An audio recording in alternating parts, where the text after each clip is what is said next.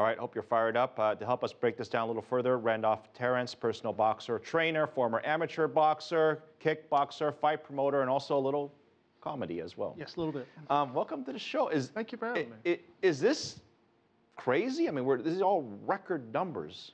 What do you think? This fight has been a long time coming. It's been 5 years. There's been a 5-year buildup for this fight. Everybody's been waiting on this fight and waiting on this fight. So no, the numbers don't surprise me at all. At all.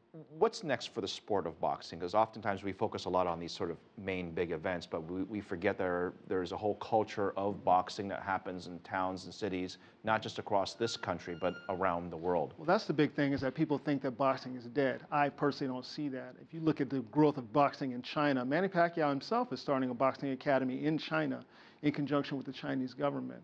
You look at boxing in Europe, you look at boxing in Great Britain, it's huge across the country. It's just not that big in America anymore. But worldwide, boxing is fine. Now, I mean, it's hard not to have the conversation of it's obviously a very violent sport. Mm-hmm. And we've seen what has happened in other sports, in football, for example, in a situation where we're now worried about concussions. Mm-hmm. Is this something that needs to be discussed at some point? In boxing? No. I don't think that the concussion talk that you hear in football will translate into boxing, because everybody kind of understands in boxing that this can happen. No one really understands in football that this can happen, except now it's becoming apparent as you see other football players having concussions. But people have died in the boxing ring, and boxing has still kept going. Explain to us boxing, because it's a very personal sport, right? It's really just one-on-one. It's not like a team sport when we think of huge groups of people. It's about really one person in one fight. How do you go about promoting something like that, for example, in China? Well, in China, you get in conjunction with whoever is the largest business aspect or global, a casino maybe. Manny Pacquiao fights, he's had his last 2 fights were in Macau, at the casinos in Macau. That's perfect, because he's doing great business there. He doesn't pay any taxes on the money, and then you try to spread the business that way. That's why you see so many fights in Las Vegas here. And that's why you see so many fights in New York here, because there's already a base there to spread out across. And the demographic of fans. It's not just boxing fans, but a lot of them are also sport fans as well, right? For event fights, it's everybody. There really isn't a demographic. Like for the Pacquiao fight, for this fight, for Tyson fights, there was no, it's the name. You would say back in the day for Ali fights, it wasn't just boxing fights, it was everybody, not just boxing fans. For the smaller fights, that's pretty much just boxing fans.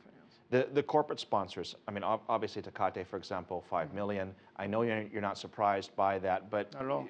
We forget, does that money go to a lot of the amateur boxers? I mean, do we see in those events? And that's my point, right? If you want to grow the sport, the wealth has to be spread, yes. So to speak. And that's the problem with, in my opinion, with boxing in America. That's the problem. The boxing in America, we do not have a good amateur program as far as Olympic fighters. We don't have good heavyweights to get behind anymore in this country. Because of that, boxing has kind of slipped back. If we had a better amateur program, if we had people putting money into the amateur program, we would have a better result worldwide as far as boxing. The amount of money that it costs, it's a sport, there's significant training that goes into it. What does it take to be a boxer? What does it take to be a boxer? I don't want to say the love of getting hit. I don't want to say it like that, but the not minding getting hit, single-minded focus, single-minded determination, being willing to get up at 4 in the morning and run 5 miles. People forget about, 5 days we see all the glamour stuff out of Vegas, but we forget there's a sport, there's training involved. It's a grind job. Yes, it's a grind job. When I fought in the amateurs, I would run 5 miles a day, 5 days a week.